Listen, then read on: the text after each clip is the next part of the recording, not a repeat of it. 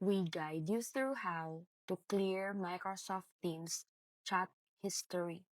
So the first thing you need to do is to open your Microsoft Teams on your desktop or browser and sign into your account. On the left side of the screen, click the Chat tab to view all your conversations. Next, find the specific chat you want to clear or remove from your history. However, your mouse over the chat, then click the three-dot menu beside the conversation name. From the options, select Delete Chat if the feature is available in your version of Teams.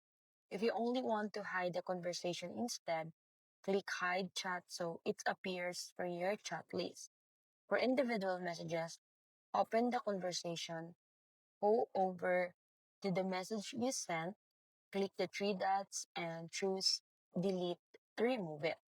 Keep in mind that some organizations or work accounts may restrict deleting chats because of company policies or Microsoft Teams admin settings. If the delete option does not appear, your administrator may have disabled it. After deleting or hiding chats, refresh Microsoft Teams to update your conversation list.